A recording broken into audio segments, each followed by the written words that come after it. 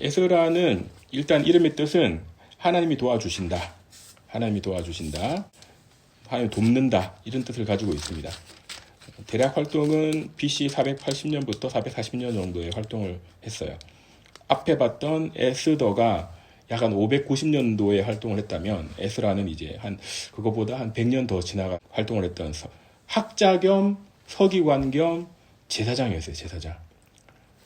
이분이 이제 에스라 7장에 자기 소개를 하는데 자기 소개가 아주 거창해요. 거창하다고 말하기엔 좀 그렇지만 내가 몇 대 손이고 몇 대 손이고 몇 대 손이고 힐기야의 정손이고 살룸의 연손이고 사독의 5대 손이고 아이굽의 6대 손이고 아사랴의 8대 손이고 이게 결국 누구냐면 대제사장 아론. 우리가 모세와 아론 할 때 아론의 자기네 이제 후예다라고 밝히고 있어요. 대제사장의 역할로 이 이스라엘 공동체에 돌아와서 일을 하는 스토리입니다. 왜 왔을까 이분이? 어찌 보면 페르시아에서도 고위 관직을 했던 사람이거든요. 연세가 좀 있지만 왜 왔을까요? 이제 한창 지금 진행하고 있던 게 성전 건축, 예루살렘 성전 건축을 진행하고 있었고 그게 조금 그 난항을 겪었고 옆에 나라에 있던 그 총독들이 그 거짓 상소문을 올려가지고 페르시아 본국에다가 그 건축이 중단이 되게 됐고 선지자 학계나 또 스가랴가 여러 번 또 활동을 하면서 다시 스룹바벨을 중심으로 해서 성전 건축이 재개가 되게 되거든요. 그런 시즌 안에서 왜 에스라가 왔을까를 사실 생각을 한번 해봐야 돼요. 읽으면서 한번 그런 생각 해봤어요? 율법학자 그리고 제사장 이런 역할이었어요. 개요를 말씀드리면 1장부터 6장까지는 성전 재건 운동입니다. 그러니까 스룹바벨을 중심으로 해서 총독 스룹바벨을 중심으로 해서 성전이 이제 재건. 앞에서 봤지만 페르시아 제국의 초대 왕이었던 고레스 왕이 드디어 이스라엘 백성 너희들에게 허락한다. 뭘? 다시 본국 돌아가. 그리고 너희 성전을 다시 짓도록 물자와 여러 가지 자재들과 돈과 뭐 소금이나 여러 가지 다 주겠다. 그래서 허락하니까 너 만들어 라고 해서 이제 명령이 떨어졌죠. 그게 기가 막힌 게 예레미야가 예언을 했죠. 기억나요? 예레미야가 어떻게 예언했어요? 예레미야가 70년이 차이된다. 우리가 에스겔서나 예레미야서에 보면은 이 백성이 70년 바벨론으로 잡혀가서 70년이 지나야지 돌아온다라고 돼 있어요. 그래서 정말 성경은 신실하게 말씀하시는 게 1차 프로가 606년이에요. 그럼 70년 지나면 몇 년이냐면 547년이에요. 그래서 547년에 돌아옵니다. 귀한 백성들이. 70년이 딱 찬 거죠. 이 고레스 왕의 칙령, 고레스의 칙령으로 이 백성이 돌아왔다. 그래서 뭐 하냐? 돌아와서 뭐 이제 동네도 다시 만들고 관공서도 세우고 해야 되겠지만 가장 먼저 해야 되는 거는 이스라엘은 이 종교적인 중심지였던 예루살렘을 재건하는 운동이 성전 재건하는 운동이 가장 심장과 같은 일, 가장 핵심과 같은 일인 거죠. 그러니까 우리는 만약에 포로된 백성이야. 중국에 다 잡혀갔어. 중국 난징에 잡혀가가지고 막 강제노역하고 막 살았어 이렇게. 그런데 어떻게 국제조약이 바뀌어가지고 우리가 다 풀려나서 다시 우리가 서울로 이렇게 돌아와. 그럼 돌아오면 뭐를부터 해야 될까요? 국회를 세우고, 그렇죠. 네. 대표자들을 세우고, 각 이제 지도자들을 세워가지고 우리 국민들의 대표를 세워서 국회를 열어서 법을 제정을 하고, 그래서 우리 제헌 국회를 우리나라도 그 해방이 시작했거든요. 그런 것처럼 이스라엘은 그 역할이 성전이 되는 거죠. 성전. 7장부터 10장까지는 이제 에스라라고 하는 인물이 이제 드디어 그때 등장합니다. 에스라서는 특이한 게 이 저자가 좀 중간에 등장을 해요. 7장에 등장을 해서 10장까지 내용인데 에스라의 귀환과 영적 부흥, 그 다음에 영적 재건 사역이 시작됩니다. 에스라서를 전반적으로 이해를 하려면 이런 이제 귀한 백성에 대한 귀한 백성이 돌아와서 성전을 건축을 하다가 중간에 방해를 받고 다시 성전 건축을 재개해서 완공하고 그 와중에 이 에스라가 오고 또 느헤미야라고 하는 지도자가 와서 이스라엘 백성을 다시 정돈해 나가는 그런 스토리를 볼 수가 있습니다. 1장부터 읽어보겠습니다. 페르시아의 고레스 왕 제1년에 예레미야의 입을 통한 주의 말씀이 이루어지게 하시려고 주께서 페르시아의 고레스 왕의 영을 감동시키니 그가 그의 왕국 전역에 포고하고 글로도 써서 말하기를 페르시아의 고레스 왕이 이같이 말하노라. 하늘의 주 하나님께서 세상의 모든 왕국들을 내게 주시고 내게 명하여 유다 예루살렘에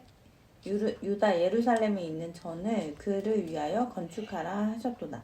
이스라엘의 주 하나님 전을 건축할지니라. 예, 여기까지가 고레스 칙령입니다. 그럼 여기서 우리 고레스가 도대체 누군가? 예, 고레스 페르시아 초대 왕이죠. 네네.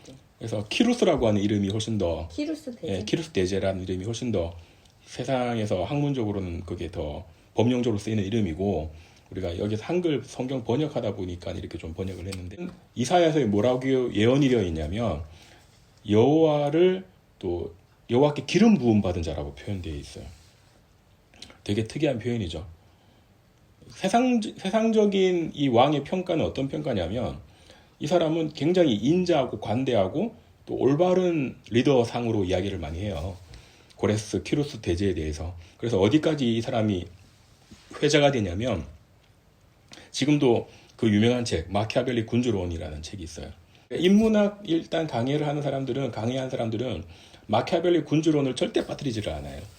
그 정도로 뭐 정치 철학이나 여러 가지 지도자론 또 국가의 리더십이나 이런 걸 이야기할 때 굉장히 중요하게 여기는 책이 마키아벨리 군주론인데 그 군주론에 등장하는 4명의 모델 중에 첫 번째 모델이 키루스 대제예요. 그 정도로 중요하고 또 키루스 대제의 대왕의 좀 정치 철학을 유엔에서는 인권 헌장으로 삼을 정도로 유명하니까 이 사람은 일반 이런 제국에 등장하는 역대 왕들하고는 차원이 좀 다른 사람이구나라고 생각하면 됩니다. 그 다음에 5절부터 읽어주시겠습니다.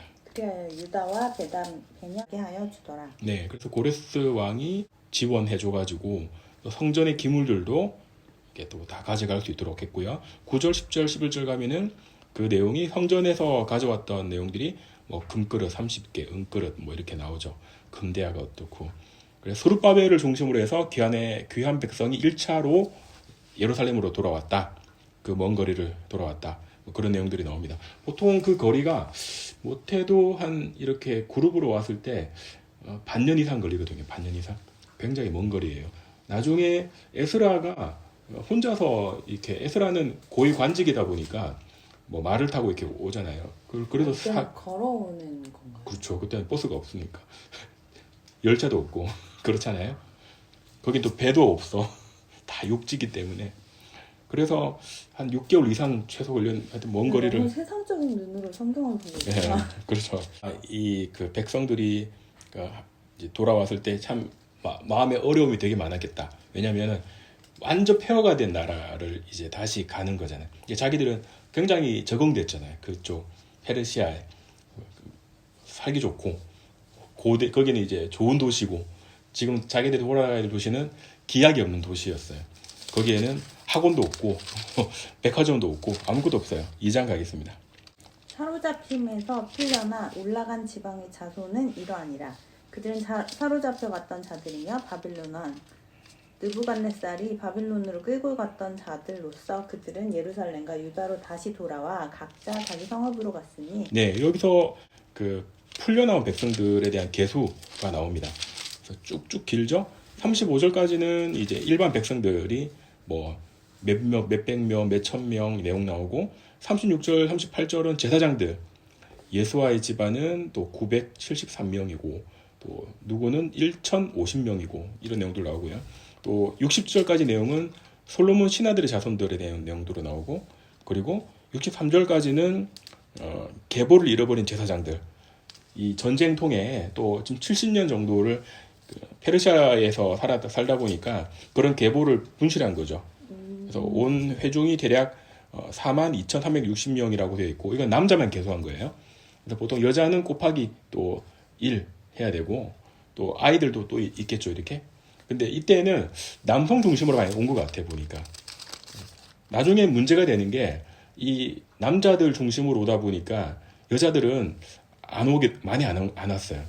그러다 보니까 이 남자들이 집안일을 할 여자도 필요하고 또 외롭고 이러다 보니까 옆 나라 있잖아요. 거기 이스라엘 중서부 옆 나라 블라셋도 있겠고 암몬도 모압도 있겠고 위에 또 다른 나라도 있겠고 그런 여자들하고 이제 결혼을 하게 돼요. 그게 이제 큰 문제가 되게 돼요. 이 뒤에 이제 집중적으로 그 문제를 다루게 됩니다. 그리고 65절 가니까 노비는 어떻게 되고 또 노래 부르는 자들 우리로 치면 또 우리 저기 연예인들 연예인들은 노비하고 비슷해서 그때는 지금이야 연예인들이 아주 주가가 굉장하지만 광대를 하는 사람들은 하층민이었던 하층민 그런 사람들이었죠. 지금 하층민들이 열심히 지금 우리 앞에 노래 불러주고 있습니다. 예, 그렇고 자 2장 3장 가겠습니다. 일곱째 달이 되었을 때 이스라엘 자손이 성읍들에 있었는데 백성이 한 사람같이 예루살렘에 함께 모이더라. 그때 요사닥의 아들 예수아와 그의 형제 제사장들과 스알티엘의 아들 스룹바벨과 그의 형제들이 일어나서 이스라엘의 하나님의 제단을 세워 하나님의 사람 모세의 율법을 기록된 대로 그 위에 번제를 드리려고. 예, 그래서 첫 번째 이제 번제를 드리게 됩니다. 우리가 아브라함도 이제 처음에 갔을 때 제단을 쌓아서 이제 예배를 드리거든요. 나중에 이삭도 그러고, 그러니까 유대인들의 어쩌면 가장 그 전통이자 가장 또 중요한 의식 중에 하나는 제단을 쌓고 예물을 드리는, 제물을 바치는 그런 우리로 치면 이제 이게 예배가 되겠고, 또 개인의 삶에서는 또 기도가 될 수가 있죠. 하나님 앞에 드리는 기도가 될 수도 있고, 우리 삶에서 기도를 한다는 행위 자체는 굉장히 사실은 소중한 거예요. 그래서 그 기도를 또 뭐 자기 기도방이 있으면 그렇게 해도 좋고, 또 자기만의 그런 시간들을 또 잘 만들어서 하면은 되게 좋습니다. 그리고 사람들이 자원하면서 예물을 드렸다. 그런 내용들이 나오고, 3절 가겠습니다. 일곱째 달의 첫째 날부터 그들이 주께 번제를 드리기 시작하니라. 그러나 주의 성전의 기초는 아직 놓이지 아니하였더라. 그들이 석공들과 목수들에게 돈을 주고 시공 사람들과 투로 사람들에게도 음식과 마실 것과 기름을 주어 그들이 페르시아의 고레스 왕에게서 받은 허가대로 백향목을 레바논으로부터 욕과 해변까지 운반하게 하였더라. 예, 그래서 이제 공사 건축의 준비의 과정들 나오고, 또 어떻게 시작하게 되고, 감독은 누가 맡고, 또 10절 가니까 건축자들이 주의 전에 기초를 놓을 때 예복 입은 자들 나팔을 불고 이런 찬양을 하고 성전 건축 기공식을 이제 건축 기공식을 시작하는 거죠. 축성식이라고 이야기하기도 하고, 그죠? 기초 놓고 그때 13절 보니까 백성들이 이제 환호를 하고, 그리고 막 이 찬양을 부르니까, 근데 여기서 하도 또 울기도 하고, 그러니까 이게 울음인지 또 기쁨인지 모르는 이렇게 감개가 무량하겠죠. 아마 그 10살 때 뭐 이렇게 7살 때 기억할 수 있잖아요. 우리는 7살 때까지는 6살 때, 더 많은 사람들은 뭐 1살 때 기억한다고 그러는데 그건 내가 잘 모르겠고, 적어도 5살 때 끌려갔던 아이들이 돌아오면은 지금 나이가 몇 살이냐면 1차 때 끌려간다 하더라도 한 2, 3대 70대가 넘어왔겠죠. 80대 가까이 됐겠죠. 그리고 아마 3차 때 끌려온 사람들은 좀 더 젊었을 거예요. 아마 한 5, 60세 정도 됐을 수 있을 거예요. 그런 사람들이 아직은 그 추억이 있으니까 자기 과거에 예루살렘의 영광을 봤는데 그때 무너진 걸 다 본 거잖아.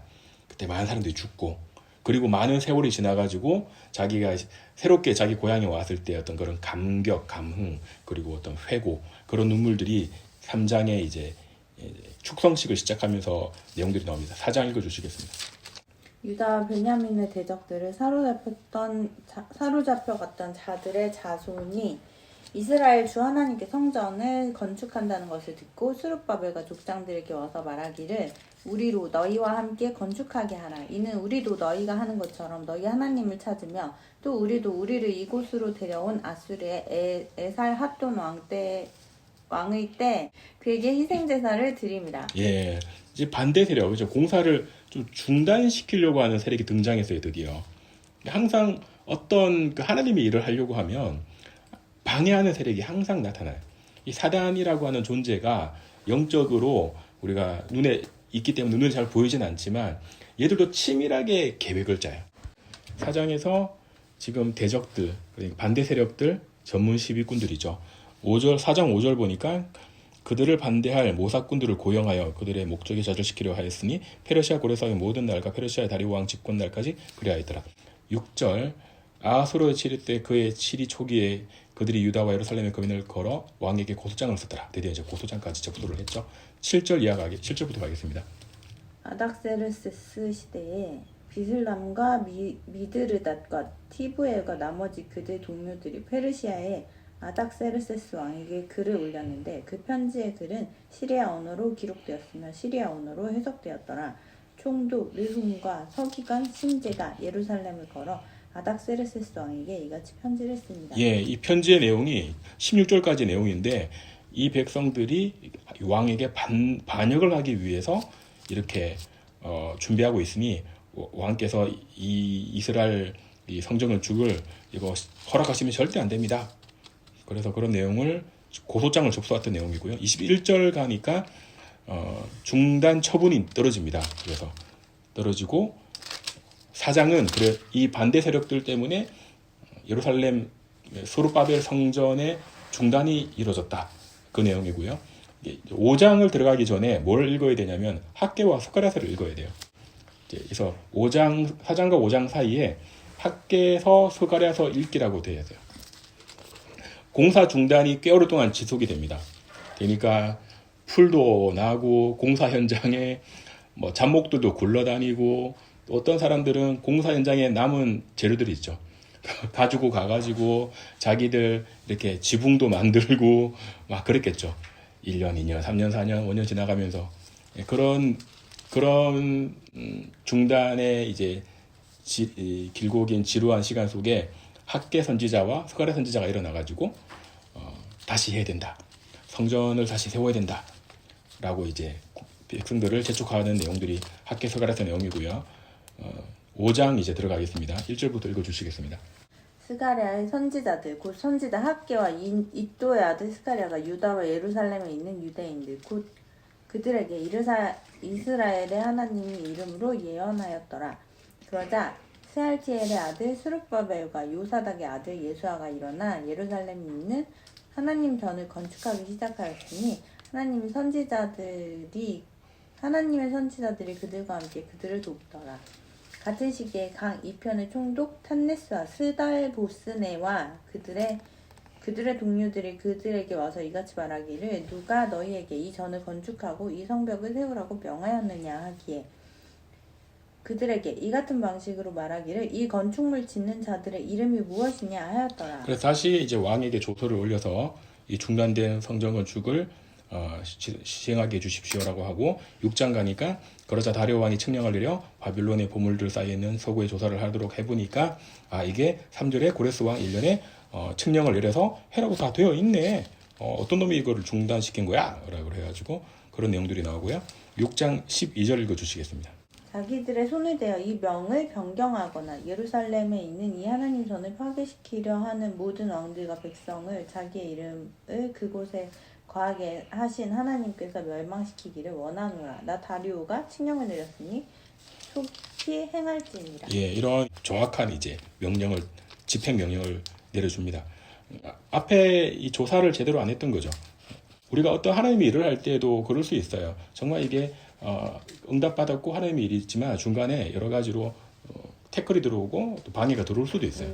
어떤 사람들은 이게 방해가 들어오면은 이게 하나님의 뜻이 아닌가 봐. 또 하나님께서 이걸 막으시나 봐 해서 자기 해석으로 해서 중단할 수도 있고 그럴 수 있는데 그래서 이걸 잘 우리가 분별하고 또 지속해 나갈 수 있는 힘이 필요하고 또 분별할 수 있는 정신이 좀 필요한 거죠. 14절부터 읽어주시겠습니다. 6장 14절. 유대인 장로들이 건축하였으며 선지자 학개와 이또의 아들 스가랴의 예언함으로 순조로이 진행하더라. 그들이 이스라엘의 하나님의 명령에 따라 또 페르시아의 그레스와 다리오와 아닥세르세스 왕의 명예를 따라 건축하여 완공하였다. 예, 516년이라고 적어주십시오. 516년 다리오 왕 7위 제6년 516년에 이 스룹바벨 성전이라고 이야기를 하거든요. 성전의 역사가 세 개로 좀 볼 수가 있어요. 이스라엘은 성전을 중심으로 해서 역사가 흘러가요. 결국에는 1차 성전이 언제 세워지죠? 솔로몬 성전. 네네네. 다윗 성전, 솔로몬 성전 1차 성전이에요. 이제 이게 지속되다가 멸망당하죠. 바벨론한테 멸망당하죠. 그리고 지금 516년에 2차 성전이 세워지는 거예요. 2차 성전. 그러니까 2차 성전이 언제까지 지속되냐? 예수님 때까지 지속이 돼요. 2차 성전이. 2차 성전을 우리가 수룹바벨 성전이라고도 말을 해요. 왜냐하면 수룹바벨이라고 하는 총독을 통해서 이 완성이 되거든요. 이 와중에는 참여했던 사람들이 뭐 여호수아 제사장이나 또 학개, 스가랴, 에스라, 느헤미야 이런 이제 선지자들 이 사람들이 동시대에 활동하면서 이 포로 귀환 백성들을 통해서 2차 성전을 완공하게 되고 이 2차 성전은 역사가 그래도 300년, 200년, 100년 예수님 탄생까지 쭉 이어지죠. 예수님 당시 때에는 2차 성전이 로마의 정권 안에 들어가게 되죠. 그때 총독으로 있던 에돔의 자손 예수님 당시 때 이 성전이 결국에는 예수님 예언을 하죠. 돌 위에 돌 남기지 않고 다 무너뜨려진다. 그게 예수님 십자가의 사건과 부활 이후에 AD 70년이 돼서 로마의 군대가 쳐들어와서 이스라엘을 다 이제 무너뜨리죠. 그때 이제 2차 성전도 멸망을 당합니다. 그래서 이스라엘 사람들은 지금 뭘 기다리냐? 자기들이 없어진 이 성전의 공간에 자리에 다시 성전을 세우기를 기도하고 있죠. 그게 이제 3차 성전이에요. 3차 성전. 얼마 전에 어떤 분이 이제 예루살렘 갔다 왔더라고. 근데 거기에서 사람들이 이제 기도문이 있어요. 기도문. 유대인들이. 그 기도문 중에 하나가 다시 우리 성전을 허락해달라. 기도를 하는 거죠. 지금 이미 그 사람들은 성전에 들어가는 집기나 기물이나 다 만들어놨어요. 못 지어요. 그게 정치적인 지금 엄청난 노른자 땅이죠. 지금 원래 그 모리아 산이라고 하는 네네네. 아브라함이 이삭을 바치고 이제 그게 바친 그 산인데 그 언덕에 원래 세워져야 돼. 그게 누가 지금 세워져 있냐? 모슬렘 성전이 세워져 있어요. 네네네네. 그거를 만약에 자기들이 뭐 허물고 한다? 이건 중동 정쟁이 아니라 세계 3차 대전 벌어지는 거예요. 그때부터는. 뭐 숨겨뒀던 핵미사일 다 날라와 이스라엘로. 함부로 하기가 힘든 거죠. 이게 되게. 하지만 이 열망들, 이스라엘인들의 열망들은 뭐 거기에서 이 토지 측량을 새로 해서라도 그 옆에라도 세워야 된다. 나란히. 옆에 공간이 되게 크거든요. 거기가. 그 3차 성전, 이슬람 제3 성전이에요. 거기가 마호메트가 그 말을 타고 승천했다라고 해서 승천 기념 그 성전인데 거기가 세워져 있단 말이에요. 가짜가 사단이 그 자리를 점유한 거지. 사단은 기가 막히게 그 자리를 명당을 알거든. 그래서 메시아가 오실 곳이기 때문에 지가 점령을 딱 해버린 거야. 근데 성경에는 뭐라고 되어 있냐면 훗날에 분명히 세워진다라고 예언이 되어 있어요. 그러니까 그게 뭐 우리 세대가 될지 아니면 먼 훗날 100년 이후가 될지 모르지만 분명히 세워질 거예요. 근데 지금 이스라엘 백성들은 뭐 금으로 만든 집기 기물들을 다 만들어놨어요. 앞에 이야기했지만 이미 그 흩어져 있던 이제 아리아 운동 통해서 돌아왔던 이제 그 1948년 유대 독립 이후에 돌아왔던 뭐 러시아계, 북아프리카계, 뭐 여러 가지 또 동유럽계 이런 유대인들 있잖아요. 그 중에서 DNA를 분석을 쫙 해가지고 레위인들을 다 뽑아놨어. 그러니까 레위인들을 지금 교육도 막 하고 있어요. 이렇게 광야에서 따로 성전을 만들어가지고 그 정도로 열심히 있어요. 그러니까 유대 안에서도 이 여러 파들이 있어요. 그 중에서도 이 열심을 내는 파들이 따로 있거든요.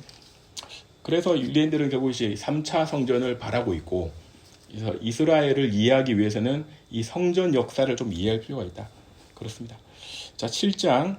이런 일 후에 페르시아의 아닥세르세스 왕의 집권 중에 스라야의 아들 아사랴의 손자요 힐키야의 증손이요 살룸의 현손이요 사독의 5대손이요 아이투베의 6대손이요. 여기서 이제 7대손, 뭐 9대손, 10대손 결국에는 에스라가 등장하는데 자기의 소개를 엘르아살의 15대손이요 제사장 아론의 대제사장 아론의 16대손이다. 자기가. 야, 정말 이거 외우기도 쉽지 않을 건데 정말 이런 자기 어떤 출신 성분에 대한 이 자부심이 대단하신 것 같기도 하고, 또 이제 어찌 보면은 자기가 유대에서 이제 앞으로 해 나가야 될 일에 대한 자기 명분을 이렇게 잘 피력을 한 거죠. 아무튼 7장이 중요해요. 에스라의 귀환을 통해서 이제 이스라엘의 이 귀환 백성들을 어떻게 지금 이제 하나님께서 해 나가실 건지를 이야기를 합니다. 자, 10절 보겠습니다. 이제 이분이 왜 왔는지가 중요하거든요. 도대체 이분이 나이 드시고 왜 이 험한 길을 4개월을 말을 타고 오셔야 했는가? 10절 읽어주겠습니다. 에스라가 주의 율법을 찾고 그것을 행하고 규례들과 명령들을 이스라엘에게 가르칠 것을 마음으로 준비하였더라. 핵심은 이거예요. 7장 10절이에요. 주의 율법을 찾고 그 규례와 명령과 이걸 가르치고 그거를 준비하는 거예요. 소프트웨어를 지금 장착하러 온 거지. 업그레이드를 하러 온 거예요, 지금. 이스라엘이 아무리 이 외형적으로 분명히 이 사람은 알았어. 갖추고 성전 세우고 제사 지내고 한다 하더라도 이슬 속에 진짜 하나님에 대한 그 말씀이나 하나님에 대한 그 믿음을 올바르게 심기지 못하면 이것 또한 그 구약, 그러니까 멸망 전에 유대가 그랬던 것처럼 또 멸망당할 수밖에 없고 또 여호와를 떠날 수밖에 없고 사람은 자기 욕심 때문에 죄로 인해서 또 다 사망으로 갈 수밖에 없기 때문에 우리가 신약의 관점에서 보면은 이분은 소프트웨어, 올바른 믿음을 이스라엘 내에 장착을 시키려고 오신 거예요. 그리고 13절부터 읽어주시겠습니다. 내가 칙령을 내리노니 나의 나라에 있는 이스라엘 백성과 그 제사장들과 레위인들 중 예루살렘으로 올라가고자 지원하는 모든 자는 너와 함께 갈지니라. 너는 내 손에 있는 내 하나님의 율법에 따라 유다와 예루살렘을 관하여 자세히 살펴보도록 왕과 왕의 7 의논자들로부터 보냄을 받았으니. 예, 여기서 자기가 이제 어떻게 오게 됐냐? 페르시아에서 아주 고위 관직에 있던 분이었다는 거죠. 그리고 왕의 신임을 두텁게 받은 사람이었던 일을 했던 공무원이었던 것 같고 이분이 왕이 이제 누구죠? 에스라에게 많은 걸 약속을 해요. 15절에 보니까 음과 금도 가져가고 뭐 필요하면은 뭐 다 이것도 저것도 가져가고 수표 한 장 주면서 너 쓰고 싶은 숫자 써 이런 느낌으로 이렇게 다 플렉스 하나님의 플렉스 페르시아 왕의 플렉스를 보여주면서 내려왔다 이런 내용들이 나오고요.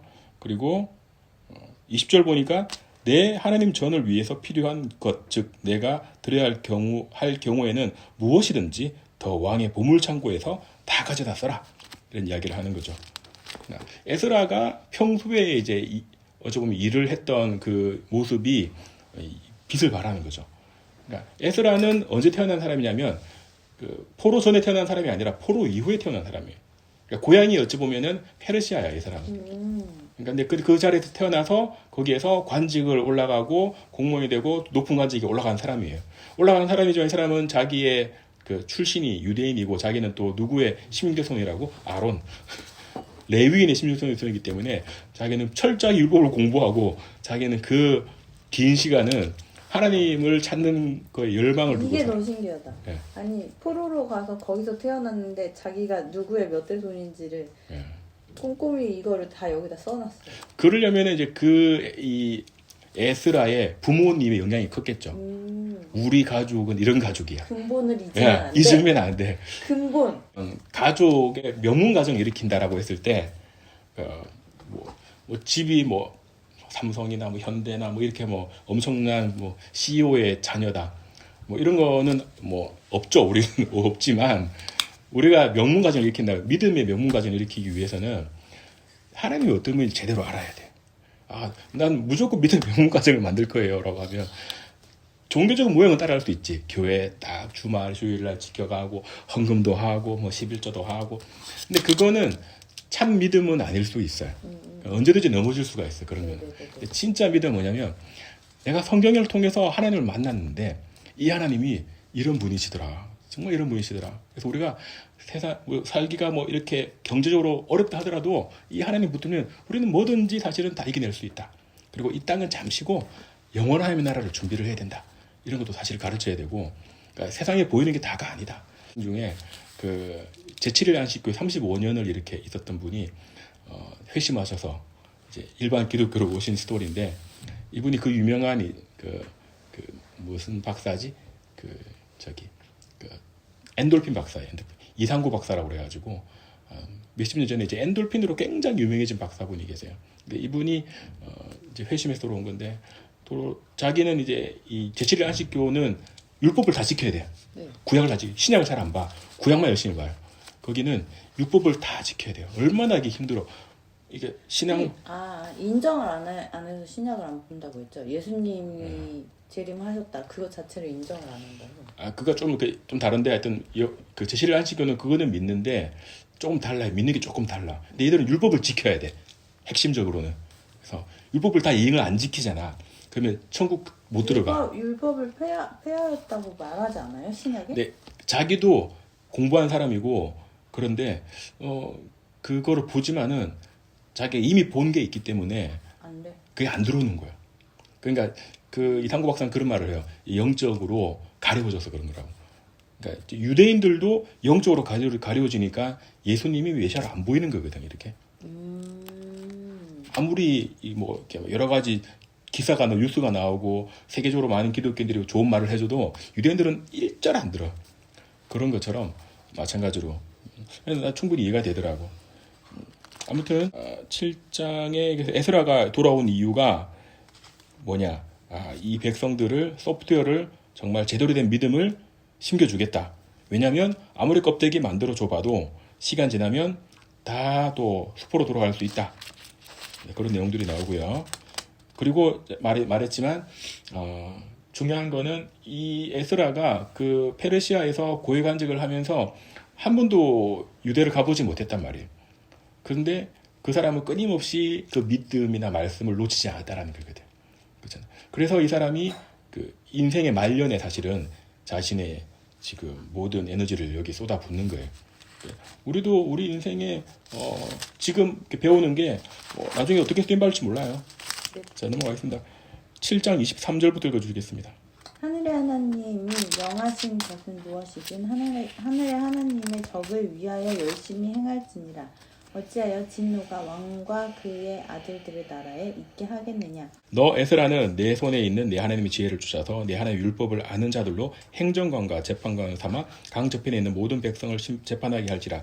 또 너희는 율법을 알지 못한 자들을 가르치라. 그래서 교육, 행정, 사법권 이런 걸 이제 기능을 세워가지고 이 귀한 백성을 교육시키겠다. 그런 내용이 나옵니다. 8장은 이제 돌아온 백성들은 어떤 사람들인지 쭉 기록을 해놨어요. 말했지만 이 돌아온 사람들은 하나의 각오를 하고 돌아왔어. 대가를 치르고 왔거든. 편안한 삶, 거기 익숙한 페르시아의 삶을 버리고 고난으로 가겠다. 자기는. 네, 그렇게 해서 온 사람들이죠. 어쩌면 참 용기가 대단한 사람들인 거죠. 9장을 가겠습니다. 이런 일이 이루어지자 고관들이 내게 와서 말하기를 이스라엘 백성과 제사장들과 레위인들이 그 땅의 백성들로부터 구별하지 아니하고 가나안인들, 힛인들, 프리스인들, 여부스인들, 암몬인들, 모압인들, 이집트인들과 아모리인들의 가증함을 따라 행하니 이들이 그들의 딸들을 취하여 자신들과 그들의 아들들의 아내로 삼았으므로 거룩한 씨가 그 땅들의 백성들을 자기들과 섞었으니 실로 고관과 관원들이 손에 이 죄의 으뜸이 되었도다 하더라. 내가 이 일을 듣고 내 옷과 외투를 찢고 머리털과 수염을 뜯고 기가 막혀 앉아있는데 기가 막혀 이제 앉아있는 장면입니다. 그래서 뭐냐 이제 와서 행정 정비하고 막 정비하는 와중에 물어보니까 여기 있는 남자들이 이 주변 나라 이방 여자들을 이렇게 취해서 결혼했다라는 거거든. 근데 이게 뭐 그렇게 문제가 될까? 근데 이 문제를 지금 엄청 크게 삼아서 지금 4절부터 해서 9장 10절, 15절까지 하나님 앞에 막 대성통곡을 해요. 그리고 10장 가겠습니다. 에스라가 하나님의 전 앞에서 울며 엎드려 기도하고 자백하자 이스라엘에서 남녀와 어린아이의 심히 큰 무리가 그에게로 모여들었으며 백성이 심히 통곡하더라. 일람 자손 중 하나인 여히엘의 아들 스가냐가 에스라에게 대답하여 말하기를 우리가 우리 하나님을 거역하여 범죄하였고 그 땅의 백성에게서 타국 아내들을 취하였으나 오히려 이제 이스라엘에는 이 일에 대하여 소망이 네, 그래서 9장에서 이게 하나님 앞에 성토를 하면서 우리 백성이 이제 이러면 안 된다. 그래서 이제 사람들 장로들한테도 확인시키고 막 그런 내용들이 나와요. 왜 이스라엘 백성들이 왜 이렇게 에스라가 큰 호통을 쳤을까? 왜 그런 것 같아요? 이게 섞이는 거지, 이게 섞이는 게 가나안인들 그렇죠. 우리가 이방 종교? 그렇죠. 이방 그게 그 신앙. 결국에는 그 신앙이 섞여버리게 되는 거고 변질되게 되는 거죠. 여호수아서 보면은 절대 그렇게 통혼하지 말라라고 이제 네네네. 레위기도 많이 나와 있고 그게 단순하게 뭐 통혼하지 말라 이게 이제 역사를 우리가 쭉 봐와서 알지만 열왕기상하 역대상하를 쫙 봐와서 알지만 사무엘상하 결국에는 그 문제들 때문에 이스라엘이 패망하게 되는 수준까지 가버리거든요. 그런데 또 그렇게 하고 있는 거야. 예, 이런 썩김으로 말미암아 동화되고 결국에 망하게 된다 수준이. 근데 반대로 그런 건 있어요. 룻기의 룻이나 또뭐 다말 유다의 어떤 자기 시아버지의 그 씨를 받았던 다말이나 또 여호수아의 라합 같은 경우에는 믿음으로 취하는 거거든요. 믿음으로. 그거는 하나님께서 받아주세요. 인정해. 예. 그러니까 믿음으로 그 땅에 들어가는 건 하나님께서 굉장히 어찌 보면은 칭찬하시고 장려하는 행동이야. 그런데 이 백성들이 그런 게 아니라 이 결과로 만드는 거는 에스라도 뭐 당연히 이제 안 되는 거죠. 그래서 그게 10장을 가면은 그래서 너희들 안 된다. 이거 이제 다 불려라. 결혼한 거 어떻게 해요? 아이들 어떻게 해요? 다 돌려보내. 다 돌려보내요. 그게 이제 10장 내용이에요. 10장 내용. 다 돌려보내겠다. 생리별. 예, 생리별. 그 내용을 쫙 찾아보니까 누가 도대체 결혼했냐. 정말 많이 결혼을 한 거야. 그 중에 누구까지 했냐면 18장 이하 가면 대제사장 가문들 자식들도 그 안에서 이방 여자를 통혼하고 있는 내용들이 나와요. 대제사장마저 그렇게 그냥 다 허용한 거예요. 그러니 그 기준이 다 잃어버린 놓쳐버린 거죠. 그래서 에스라가 머리를 쥐어뜯고 옷을 찢고 이렇게 했던 내용들이 나와요. 10장 44절 읽어주시겠습니다. 이들 모두가 타국 아내를 취한 자들이며 그들 중 얼마는 자식을 낳은 아내들도 있었더라. 예. 자, 이래서 에스라의 끝은 조금은 참 암울하기도 하고 안타깝기도 한 그런 역사로 마무리가 돼요. 에스라는 그 자기 정치 말년에, 자기 어떤 인생 말년에 자기 백성, 자기 조국을 위해서 이렇게 헌신하는 마음으로 이렇게 넘어왔는데 이제 행정, 사법 여러 가지 민생 막 돌보다 보니 이게 가장 지금 문제가 뭐냐면 이 이방인과 섞여 있는 문제가 가장 큰 문제였던 거죠. 느헤미야를 넘어간단 말이에요. 그 느헤미야 넘어가면 중간에 무슨 상황이 터진지 모르겠지만 성전이 지금 완공됐잖아요. 근데 이게 성벽들이 있거든요. 옆에 그 지파별로 성벽들이 무너져 있는 거예요. 그래서 느헤미야 시대 때 느헤미야가 그 소식을 듣고 울고 막 이렇게 하는 내용들이 나와요. 성벽이 왜 무너졌냐면 이제 이 에스라와 느헤미야 사이인데 원래 에스라와 느헤미야는 한 권이에요. 한 권인데 이 에스라 시대 때 돌려보냈잖아. 이방 쫓아냈잖아. 네. 생리별을 시켰잖아. 그러면 옆에 못해도 대수 5, 6개국 나라들의 그 뉴스가 뜨겠죠. 생리별 당해서 돌아왔다. 누구 딸 손주 데리고 자식 데리고 쫓겨났더라. 이스라엘에서. 그럼 막 이제 사람들이 여론이 다른 나라에서 여론이 들끓겠죠. 이스라엘 저거 뭔데 우리 자손들을 이렇게 쫓아냈냐. 저놈들 손 좀 봐야 되겠다. 그래서 5, 6개국이 연합이 돼가지고 이스라엘을 공격을 합니다. 그래서 이스라엘 성벽이 많이 무너져요. 그 전쟁 때문에. 그래서 그 전쟁의 결과로 느헤미야 때 가면 느헤미야가 그 성전 벽을 재건하는 사업을 위해서 다시 돌아오는 스토리가 나오거든요. 그래서 이제 그런 스토리가 연결이 됩니다. 에스라까지만 보도록 하겠습니다.